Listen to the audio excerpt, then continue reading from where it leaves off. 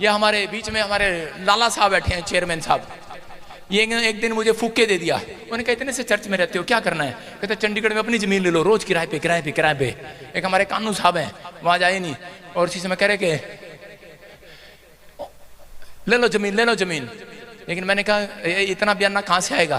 कहते कोई बात नहीं, कोई बात। मैंने सोचा ये लाला मदद करेगा मेरी, इसने कोई मदद नहीं किया। फूके देके मुझे पैसे दिलवा दिया। उसको 10 लाख रुपए दिया, हमने इकट्ठा करके दे दिया। फिर आ गया, कहता कि पास्टर जी एक किस्त और आ गई है। मैंने कहा अच्छा, एक किस्त और दे दिया, 20 लाख दे दिया उसको। यहाँ पर 5 किले का हमने बयाना कर दिया इसी सड़क पे।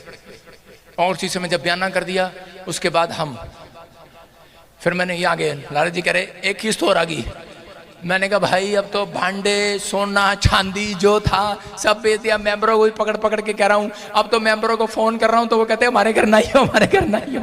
भाई कह रहे अब नहीं आना। मैंने कहा छोटा सा चर्च है, अब कैसे होगा कैसे होगा? मैंने कहा लाला कैसे होगा? अरे कहता परमेश्वर है ना, चिंता क्यों करते हो? मैंने कहा प्रचार मैं करता हूँ, समझा मुझे रह रहा है। और कहता कोई बात नहीं, प्रभु करेगा। मैंने सोचा शायद इसके बाद जमीन जमूनों की बेच देगा। मैंने इसको कहा यार तू कुछ बेच बूझ दे। कहता हाँ बेच दूंगा बेच दूंगा। कहता आप ये वाली किस्त दे दो, अगली बार भेज दूंगा। मैंने कहा यही तो रोड है। अगली भी दिलवा दी, लाला है ना। 50 लाख रुपया जब दे दिया उसको, और निकलते निकलते वो दिन आ गया कि अगले दिन उसको पूरी पेमेंट देनी थी। अगर ना देते तो उसको वो बयाना मर जाना था, खत्म। और उसी समय मेरे पास पैसे नहीं थे। और उसी समय मैं कमरे में गया, मैं कमरे में बच्चों की तरह चिंगाड़े मार मार के रोया, परमेश्वर दे परमेश्वर दे।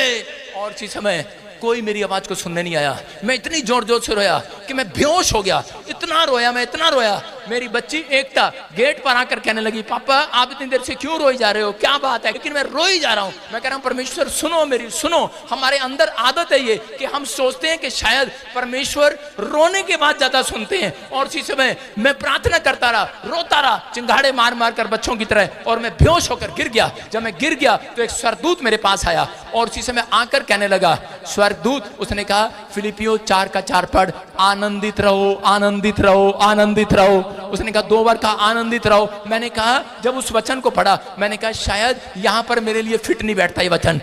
मैं कैसे आ सकता हूं? कल सुबह मेरा 50 लाख जाने वाला है और मैं तो परेशान हूं। मैंने कहा मेरे लिए याकूब की पत्री का वचन ठीक बैठता है। वहां पर लिखा दुखी हो तो प्रार्थना करो, दुखी हो तो प्रार्थना। मैं कहा दुखी हो प्रार्थना कर रहा हूं, दुखी हो प्रार्थना कर रहा हूं, दुखी हो प्रार्थना कर रहा हूं। पैसा मरने वाला है, सब कुछ बर्बाद हो जाएगा, ये हो जाएगा वो हो जाएगा। मैं ऐसे कर रहा था। और उसी समय लाला जी का फोन आ रहा है, और उसी समय मेरी बेटी कह रही पापा फोन सुन लो। मैंने कहा नहीं नहीं फोन नहीं सुनना। मैं कहा बाद में आना बाद में आना। और मुझे स्वर्गदूत आकर कह रहे हैं हंसो। मैंने कहा हा हा। मैंने कहा ढंग से हंस। मैंने कहा हा हा हा। तीसरी बार फिर आया स्वर्गदूत, उसने कहा आनंदित रहो आनंदित रहो। कह रहा 3 बार हंस। मैं फिर हंसा। मैंने कहा हा हा हा। उसने कहा हंस। मैंने कहा हा हा हा। फिर तीसरी बार मैंने कहा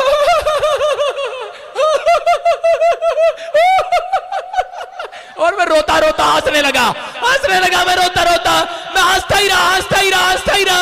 और उसके 5 मिनट के बाद कह रहा मैंने मेरा दिल किया मैंने दरवाजा खोल लूं। और इसी समय लड्डू जी का फोन आया, मेरी बेटी के फोन में। कहते मैंने कहा क्या हुआ? कहते खुशखबरी है। मैंने कहा क्या? कहते जिसके पैसे देने थे वो आदमी मर गया। मैंने कहा बैठ जाओ।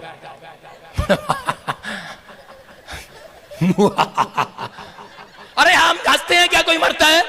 हम हंसते हैं कि हम कसाई नहीं है। हम इसलिए हंस रहे थे परमेश्वर आश्चर्य कर्म करता है यीशु मसीह के नाम में। आश्चर्य कर्म करता है, आनंद दे सकता है। आप लोग थोपड़ा चढ़ाकर बैठे हो, मेरा ये मर गया, मेरा फलाना मर गया, मेरा घर मेरे परिवार ये हो गया वो हो गया। परमेश्वर कहता है कि तुम रोते रहोगे आनंद नहीं आएगा। कहता है कि अगर तुम धन्यवाद करोगे आज रात तुम्हारे घर स्वर्गदूत आएंगे, आनंद का तेल डालकर जाएंगे, हर्ष का तेल डालकर जाएंगे। धन्यवाद करना स्टार्ट करो, आनंद मनाना स्टार्ट करो, दुख में आनंद मनाना स्टार्ट करो। आज रात आनंद आएगा, आनंद का तेल आएगा, एक नया अभिषेक आपके घर पर आएगा।